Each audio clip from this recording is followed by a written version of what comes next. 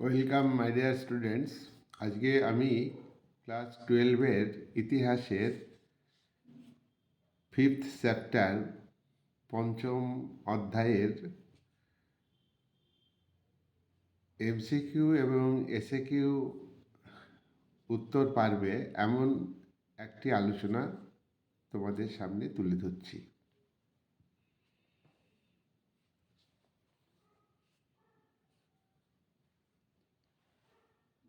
হায়দার আলী কোথাকার শাসক ছিলেন? হায়দার আলী শাসক ছিলেন মহীশূরের। প্রথম ভারত শাসন আইন কত সালে পাশ হয়? প্রথম ভারত শাসন আইন পাশ হয় 1858 সালে। ব্রিটিশ পার্লামেন্ট এই আইন পাশ করে।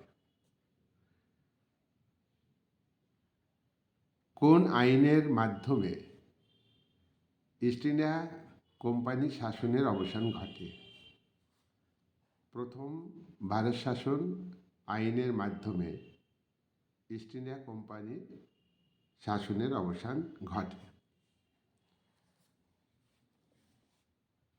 নেক্সট, ভারত শাসন আইনের একটি বিষয় উল্লেখ করো। ভারত শাসন আইনের অন্যতম বিষয় হল কোম্পানি শাসনের অবসান ঘটানো এবং ইংল্যান্ডের ব্রিটিশ পার্লামেন্টের তৈরি আইনের মাধ্যমে ভারতকে ইংরেজ সরকার সরাসরি শাসন করবে। দ্বিতীয় ভারত শাসন আইন কোনটি? 1861 সালে ইন্ডিয়ান কাউন্সিল অ্যাক্ট পাস হয়। এটি দ্বিতীয় ভারত শাসন আইন। এটা ভারত শাসন আইন, কিন্তু এর নাম Indian council act 1861। Indian council অ্যাক্টের একটি বিষয় উল্লেখ করো। ইন্ডিয়ান কাউন্সিল অ্যাক্টের একটা বিষয় হল ভাইসরয়ের আইন পরিষদের গঠন কাঠামো ওর পরিবর্তন ঘটানো হয়। ভারতের প্রথম ভাইসরয় লর্ড ক্যানিং 1856 সালে ক্ষমতায় আসেন। তিনি গভর্নর হিসেবে নিযুক্ত হন, কিন্তু পরবর্তীকালে তিনি ভারত শাসন আইনের মধ্য দিয়ে তোমার ভাইসরয়ের আইন পরিষদের সদস্য। নেক্সট, তৃতীয় ভারত শাসন আইন কোনটি? 1892 সালে ইন্ডিয়ান কাউন্সিল অ্যাক্ট পাস হয়। এটাই হলো তৃতীয় ভারত শাসন আইন। তৃতীয় ভারত শাসন আইনে ভারতীয়দের হাতে কিছু ক্ষমতা দেওয়া হয়।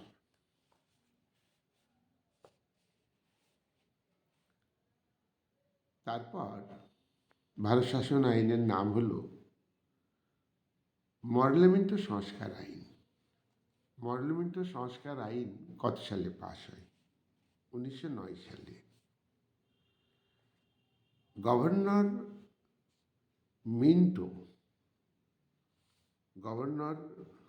মিন্টো এবং সচিব মর্লে, এই দুজনের নাম অনুযায়ী 1909 সালে ভারত শাসন আইন পাশ হয়।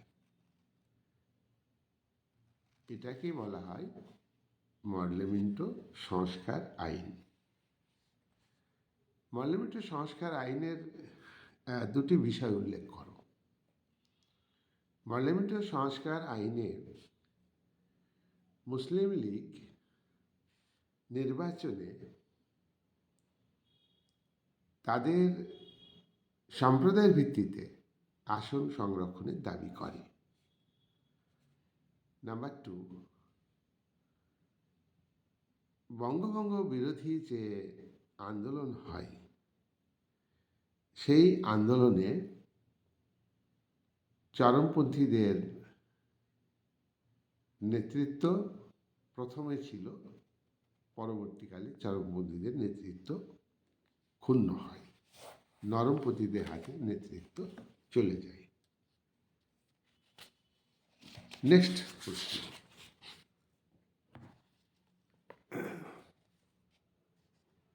মরলিমেন্টো সংস্কার আইনের দুটি দিক উল্লেখ করো। মরলিমেন্টো সংস্কার আইনের দুটি দিক হলো, এক হচ্ছে কার্যনির্বাহ পরিষদ গঠন, এই আইনে বলা হয় এক্সিকিউটিভ কাউন্সিল। 2, আইন পরিষদ লেজিসলেচার কাউন্সিল গঠনের কথা বলা হয়। মরলিমেন্টো সংস্কার আইনের দুটি সমালোচনা উল্লেখ করো। দায়িত্বশীল শাসন ব্যবস্থা প্রতিষ্ঠিত হয়নি এই আইনের মাধ্যমে। বড়লাটের চূড়ান্ত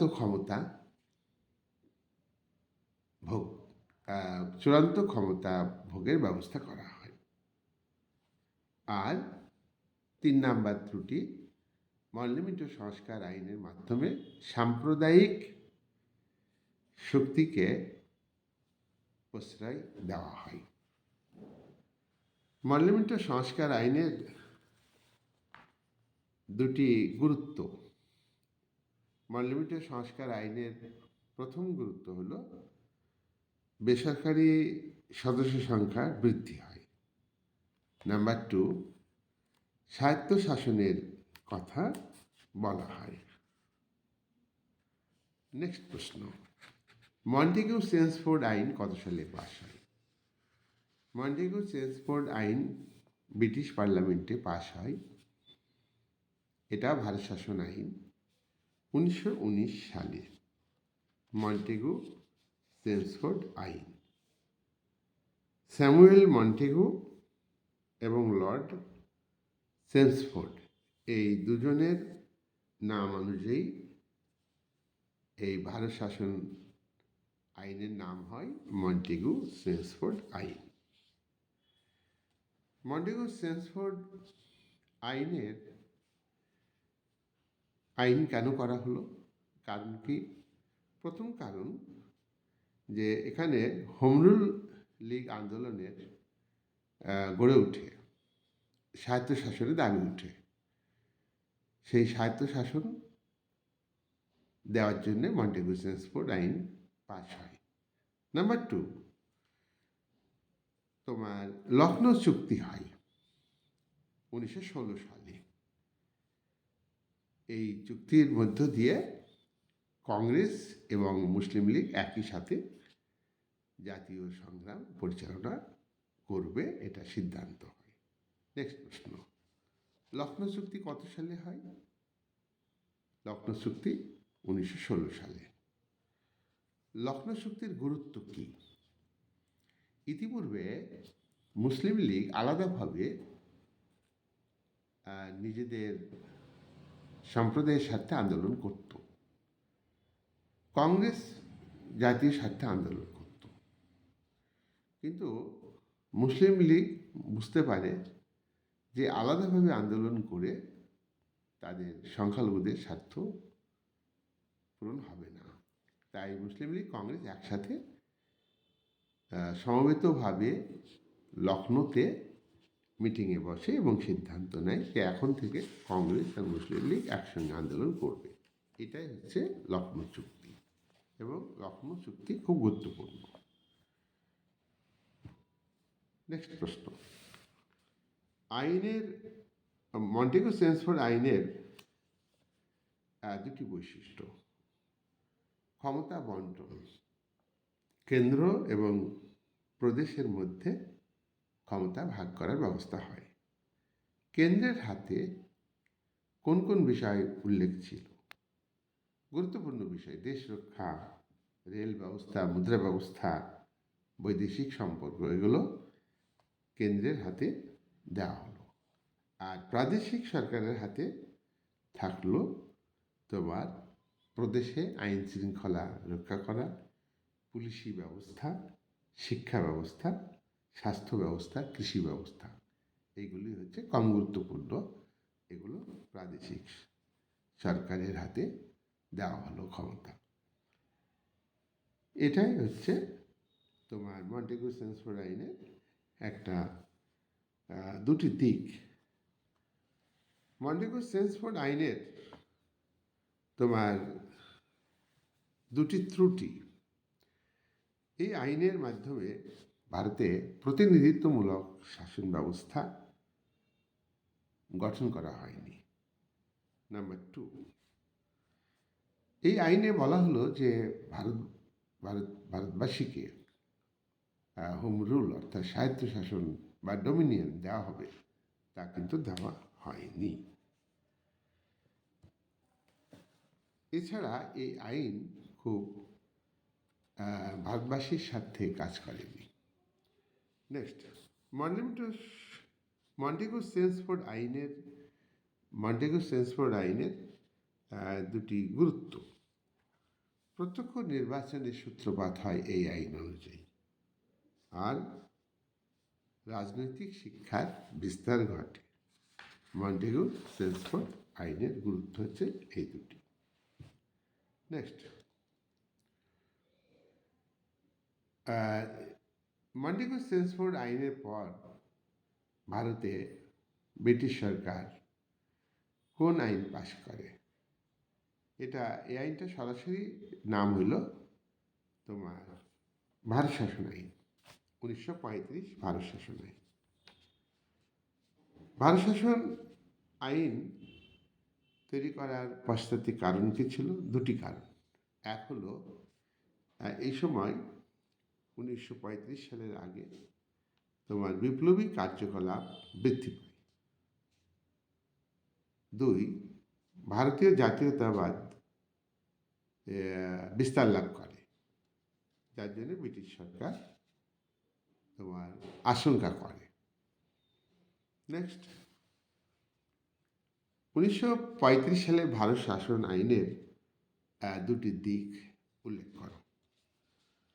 এক নম্বর হচ্ছে ভারতের যুক্তরাষ্ট্র গঠন করা, এই আইনে বলা হয়।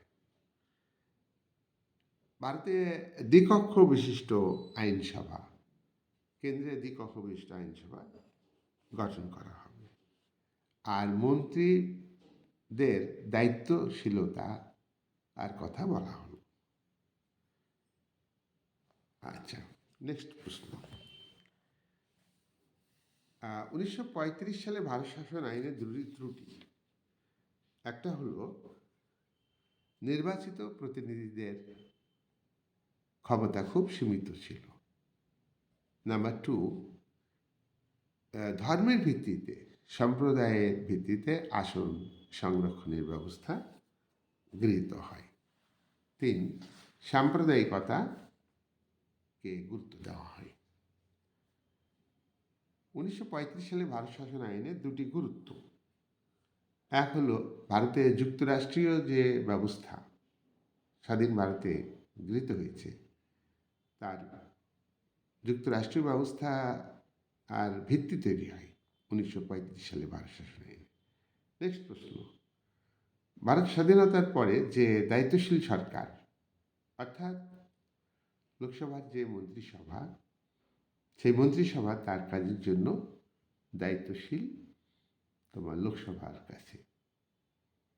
লোকসভা অনাস্থা প্রস্তাব এনে মন্ত্রিসভার পতন ঘটাতে পারে। এই যে শাসন চালু হয়েছে দায়িত্বশীল, এটা 1935 সালের ভারত শাসন আইনের প্রভাবে। নেক্সট প্রশ্ন, রাওলাট আইন কত সালে পাশ হয়? রাওলাট আইন পাশ হয় 1919 সালে। রাওলাট আইন কি? রাওলাট কমিশন বা সিডনি কমিশন রাওলাটের নেতৃত্বে গঠিত হয়। রাওলাট এই 5 সদস্য বিশিষ্ট এই কমিশনের সভাপতি ছিলেন। এবং তার এই কমিশনের সুপারিশ অনুযায়ী ভারতের সংগ্রামশীল জাতীয়তাবাদ বা বিপ্লবী যে জাতীয়তাবাদ সেটাকে ধ্বংস করার জন্যে একটা দমনমূলক আইন পাশ করা দরকার। এই আইনটাকেই বলা হয়, আইনটা পাশ করে ভারতের আইনসভা, কেন্দ্রীয় আইনসভা। এটাকে বলা হচ্ছে তোমার রাওলাট আইন। রাওলাটের নামে এটা পাশ হয়। নেক্সট, রাওলাট আইন পাশ করার কারণ কি? রাওলাট আইন পাশ করার একটি কারণ হলো যে তোমার ভারতে যে গণ আন্দোলন গড়ে উঠছে, বিপ্লবী কার্যকলাপ গড়ে উঠছে, প্রথম মহাযুদ্ধের সময় বিপ্লবীদের কার্যকলাপ বেড়েছিল ভারতের অভ্যন্তরে এবং বিদেশে। এটাকে ব্রিটিশ সরকার ভালো চোখে দেখেনি, তার জন্যে কঠোরভাবে সেটাকে দমন করার জন্য রাওলাট আইন পাশ করে। এক, 2 নম্বর হচ্ছে যে প্রতিরক্ষা যে ব্যবস্থা সেটা জোরদার করতে হবে ব্রিটিশ সরকারের স্বার্থে। পরের প্রশ্ন, রাওলাট আইনের 2টি দিক উল্লেখ করো। রাওলাট আইনের একটা দিক হলো যে বিনা বিচারে কোনো কারণ না দেখিয়েই আটক করা যাবে, অপরাধী সন্দেহে আটক করা হবে। নাম্বার 2, যাকে সন্দেহবশত আটক করা হবে তাকে যতদিন ইচ্ছা এই আইনের মাধ্যমে আটক রাখা যাবে। 3, যতটা পারবে এই আইন অনুযায়ী তাকে শাস্তি দিতে পারবে।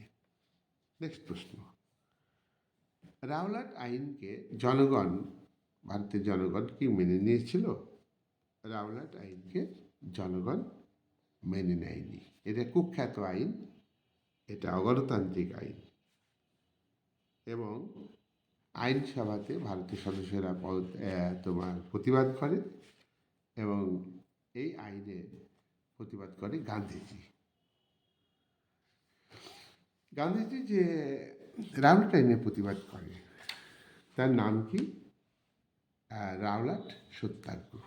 গান্ধীজি রাওলাট আইনের বিরুদ্ধে সত্যের পথে, অহিংসার পথে প্রতিবাদ করেন যে কুখ্যাত আইন তুলে নিতে হবে। নেক্সট প্রশ্ন, রাওলাট সত্যাগ্রহে গান্ধীজির নেতৃত্বে তার উপর ব্রিটিশ সরকার কিরূপ ভূমিকা নিয়েছিল? পুলিশি নির্যাতন শুরু করেছিল রাওলাট সত্যাগ্রহীদের উপর, গান্ধীজিকে আটক করেছিল আর রাওলাট সত্যাগ্রহীদের উপর ব্রিটিশ সরকারের পুলিশ গুলি চালায়। নেক্সট প্রশ্ন, জালিয়ানওয়ালাবাগের হত্যাকাণ্ড কি?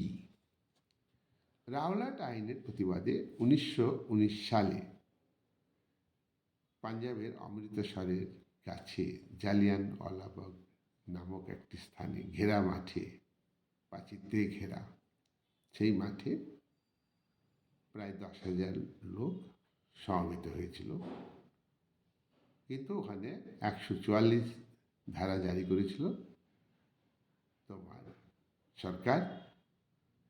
তার কারণে সরকার ওই তোমার নিরীহ নিরস্ত্র সমবেত লোকের উপর গুলি চালায় এবং বেশ কিছু লোককে হত্যা করে। এইটাই হলো তোমার জালিয়ানওয়ালাবাগের হত্যাকাণ্ড। জালিয়ানওয়ালাবাগের হত্যাকাণ্ড। নেক্সট প্রশ্ন, জালিয়ানওয়ালাবাগের হত্যাকাণ্ড কেন হয়েছিল? জালিয়ানওয়ালাবাগের হত্যাকাণ্ড হয়েছিল রাওলাট আইনের প্রতিবাদ করবার জন্য। রাওলাট আইনের সময় তোমার আটক করা হয় সৈফুদ্দিন কিসলুকে, ডক্টর সত্যপাল প্রভৃতিকে আটক করা হয়। নেক্সট প্রশ্ন,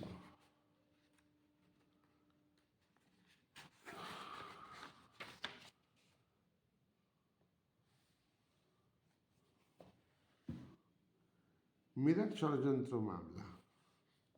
মিরাট ষড়যন্ত্র মামলা কত সালে হয়? 1929 সালে মিরাট ষড়যন্ত্র মামলা হয়। এই সময় বামপন্থীদের নেতৃত্বে শ্রমিক আন্দোলন প্রসারিত হয়। এই শ্রমিক আন্দোলনকে স্তব্ধ করে দেওয়ার জন্য মিরাট ষড়যন্ত্র মামলা হয়। প্রথম শ্রমিক সংগঠনের নাম কি? প্রথম শ্রমিক সংগঠনের নাম হলো 1918 সালে মাদ্রাজ লেবার ইউনিয়ন। কংগ্রেসের প্রথম শ্রমিক সংগঠনের নাম কি? AITUC, all India trade union Congress.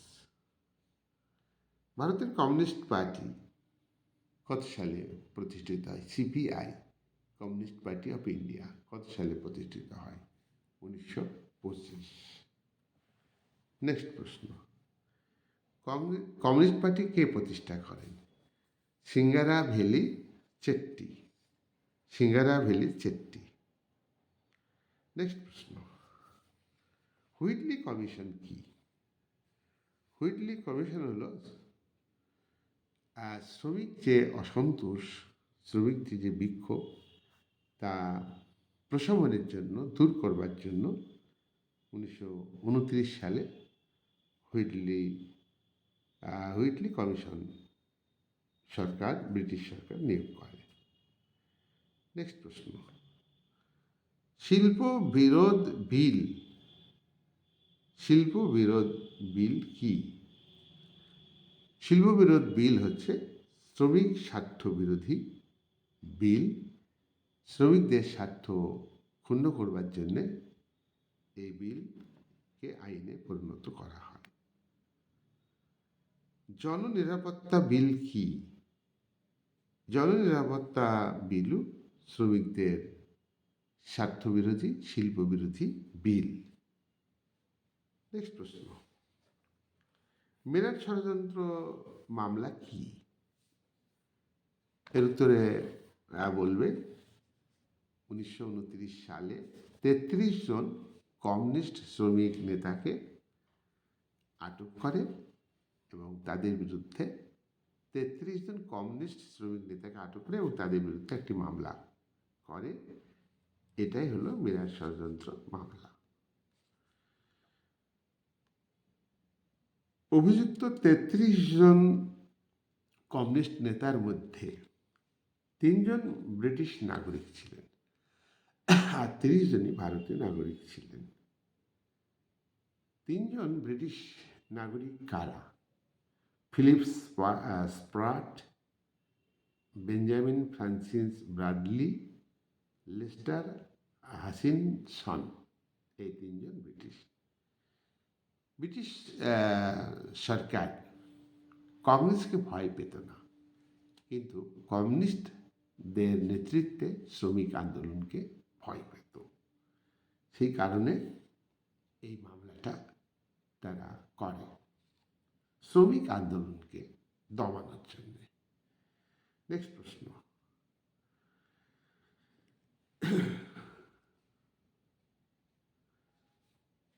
Meerut ষড়যন্ত্র মামলার একটি শর্ত উল্লেখ করো।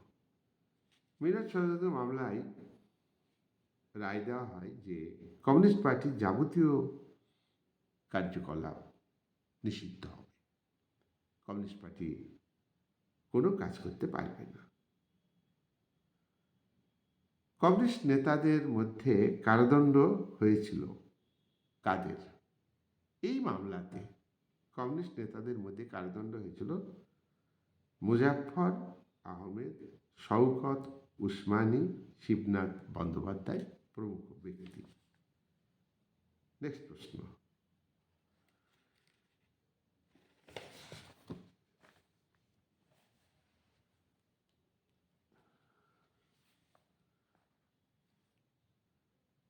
তোমরা মিরাট ষড়যন্ত্র মামলা খুবই ভালো করে শুনবে এবং খাতায় লিখে দেবে, পরীক্ষায় আসবেই।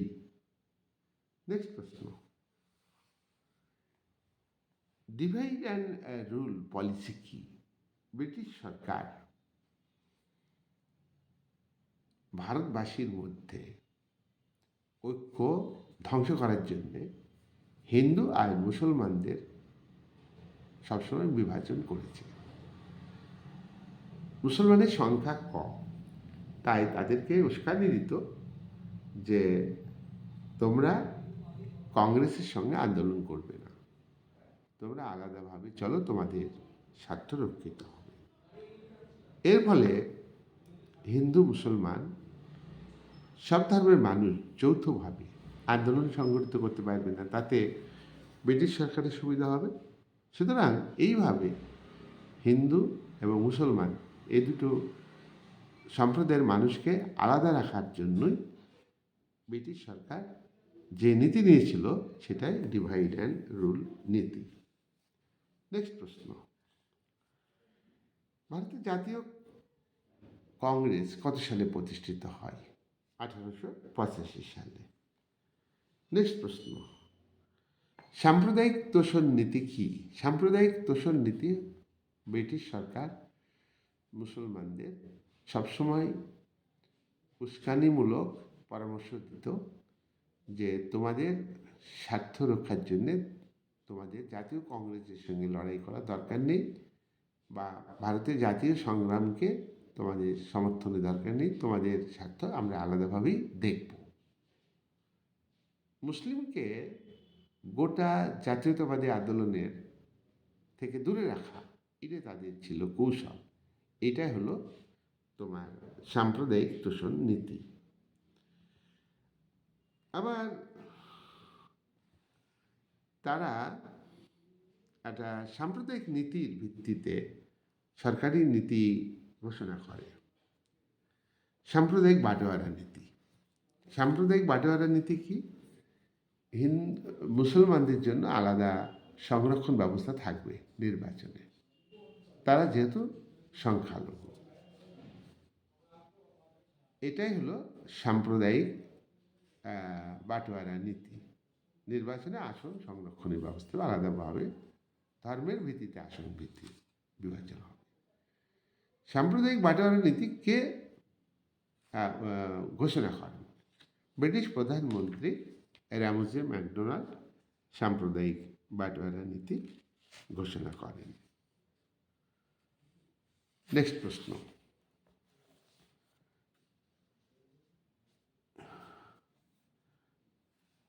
সাম্প্রদায়িক বাটোয়ারা নীতির মূল উদ্দেশ্য কী ছিল ব্রিটিশ সরকারের?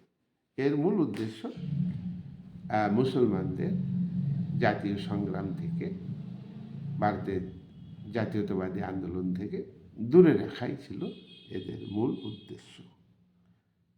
বঙ্গভঙ্গের সময়ও তোমার এই বিভাজন, হিন্দু মুসলমানদের মধ্যে বিভাজন সৃষ্টি করার জন্যে লর্ড কার্জন বাহ্যিক যুক্তি দেখেছিলেন যে প্রশাসনিক সুবিধার্থে বঙ্গকে 4টি প্রদেশে ভাগ করতে হবে, এখানে যাতে হিন্দু আর মুসলমান যাতে মিলিতভাবে লড়াই করতে না পারে। এইটাই হলো লর্ড কার্জনের চক্রান্ত, এটা তার সাম্প্রদায়িক নীতি। সিমলা ডেপুটেশন কি?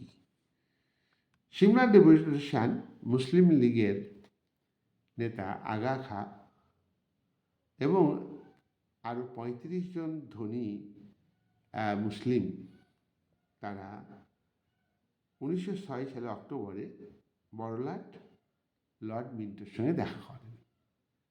দেখা করার মূল উদ্দেশ্য তাদের সংখ্যালঘুদের স্বার্থ রক্ষার জন্য কিছু সুযোগ সুবিধা দিতে হবে, আর নির্বাচনে তাদের ধর্মের ভিত্তিতে সংখ্যালঘু সম্প্রদায়ের জন্য আলাদা আসন সংরক্ষণের ব্যবস্থা করতে হবে। এইটাকে বলা হয় সিমলা ডেপুটেশন বা সিমলা দ্বৈত। মুসলিম লীগ কত সালে প্রতিষ্ঠিত হয় এবং কে প্রতিষ্ঠা করেন? মুসলিম লীগ 1906 সালে প্রতিষ্ঠিত হয়। আগা খা এই মুসলিম লীগ প্রতিষ্ঠা করেন। আর এক্ষেত্রে ঢাকার নবাব সলিমুল্লাহ আগা খাঁকে প্ররোচনা দেয় মুসলিম লীগ গঠনের জন্য। নেক্সট প্রশ্ন,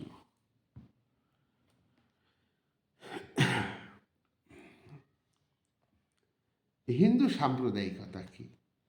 হিন্দু সাম্প্রদায়িকতা হলো যে হিন্দু ধর্মের মানুষের স্বার্থকে গুরুত্ব দিতে হবে, হিন্দু ধর্মের আচার অনুষ্ঠান উৎসবকে বেশি গুরুত্ব দিতে হবে। তাই আমরা দেখেছি তিলকের গোরক্ষা সমিতির প্রতিষ্ঠা, এটা হিন্দু সাম্প্রদায়িকতা। বালগঙ্গাধর তিলক মহারাষ্ট্রে গণপতি ও শিবাজি উৎসবের প্রচলন করেন। অরবিন্দ ঘোষ, বিপিনচন্দ্র পাল, হ্যাঁ, এদের আন্দোলনে কালী, দুর্গা আর মূর্তি এবং দুর্গার ভূমিকা তুলে ধরে। এইগুলি আমরা বলবো হিন্দু সাম্প্রদায়িকতা।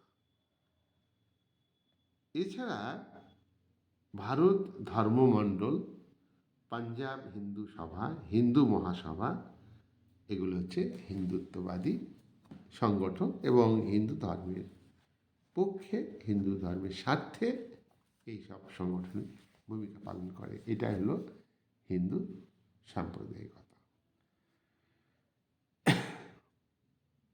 মুসলিম লীগ সিমলা বৈঠকে যে দাবি করেছিল সেটা কতটা ফলপ্রসূ হয়? বলবে 1909 সালে পার্লামেন্ট সংস্কার আইনে মুসলিমদের আইনসভাতে আসন সংরক্ষণের ব্যবস্থা করা হয়। নেক্সট প্রশ্ন,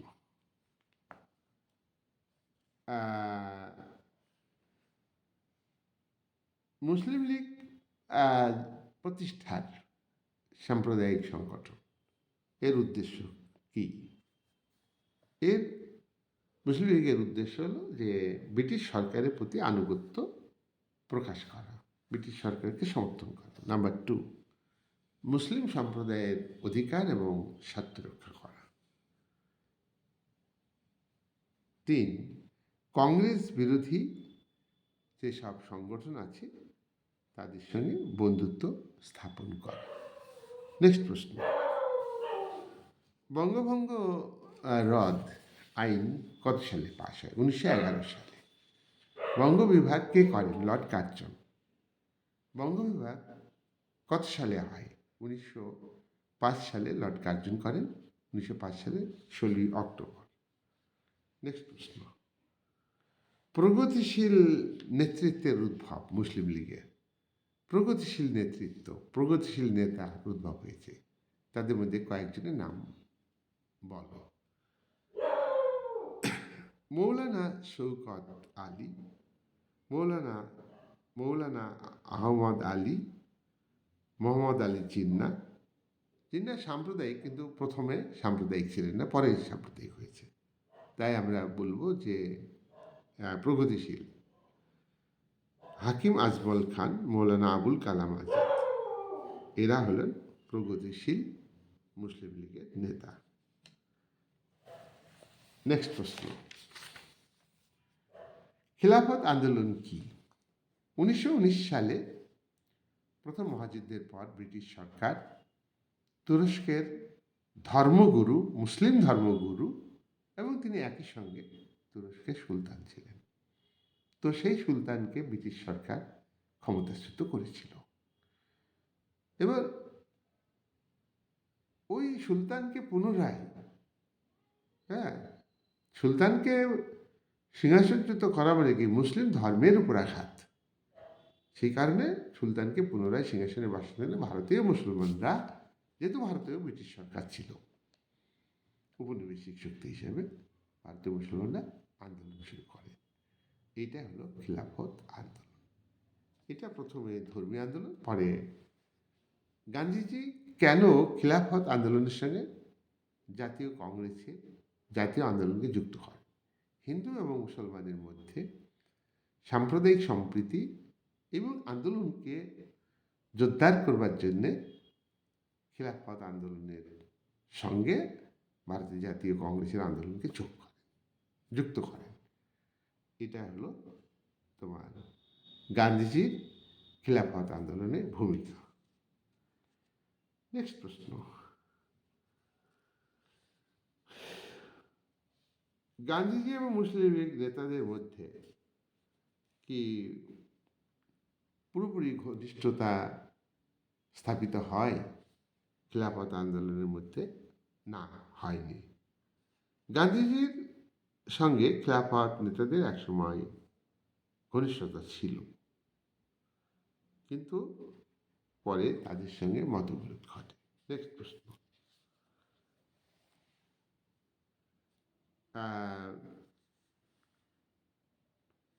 সাইমন কমিশন কত সালে গঠিত হয়? 1927 সালে। 1 সদস্য বিশিষ্ট সাইমনের নেতৃত্বে কমিশন। নেহেরু রিপোর্ট কত সালে? 1928 সালে। নেহেরু রিপোর্ট মতিলাল নেহেরু সংবিধানের একটি খসড়া তৈরি করেন। মতিলাল নেহেরু, যিনি স্বরাজ্য দলের প্রতিষ্ঠাতা, এটাই নেহেরু রিপোর্ট নামে পরিচিত। জিন্নার কয় দফা দাবি তুলেছিলেন? জিন্না মুসলিম লীগের পক্ষ হয়ে 14 দফা দাবি তুলেছিলেন। 14 দফা দাবির মধ্যে কয়েকটার নাম জানতে হবে। ভারতের যুক্তরাষ্ট্রীয় শাসন ব্যবস্থা গঠন করা, মুসলিমদের জন্য কেন্দ্রীয় আইনসভায় 3 ভাগের 1 ভাগ সদস্য নির্বাচনের ব্যবস্থা করতে হবে, সংরক্ষণ করতে হবে, মুসলিমদের জন্য পৃথক নির্বাচন করতে হবে, ইত্যাদি ইত্যাদি। সাম্প্রদায়িক বাটোয়ারা নীতি কাকে বলে আমরা আলোচনা করেছি, কে ঘোষণা করেছেন তাও আমরা আলোচনা করি। রামজি ম্যাকডোনাল্ড। নেক্সট প্রশ্ন, পুনা চুক্তি কবে কাদের মধ্যে হয়? পুনা চুক্তি হয় গান্ধীজি এবং ডক্টর আম্বেদকরের মধ্যে। এই পুনা চুক্তি কত সালে হয়? 1932 সালে। 1932 সালে পুনা চুক্তির শর্ত উল্লেখ করা, 2টি শর্ত। একটা হচ্ছে সাম্প্রদায়িক বাটোয়ারার মাধ্যমে তফসিলি জাতি যে তারাও আসন সংরক্ষণের দাবি করেছে, যে আসন সংরক্ষণের সুযোগ সুবিধা দিতে হবে। আর এই যে আসন সংরক্ষণ, এটা গান্ধীজি বিরোধিতা করেছিলেন এবং তিনি অনশন করেছিলেন। শেষ পর্যন্ত তফসিলি জাতিদের আসন সংরক্ষণ বন্ধ হয় পুনা চুক্তির মাধ্যমে। গান্ধীজি এবং আম্বেদকরের মধ্যে এই চুক্তি হয়। নেক্সট প্রশ্ন,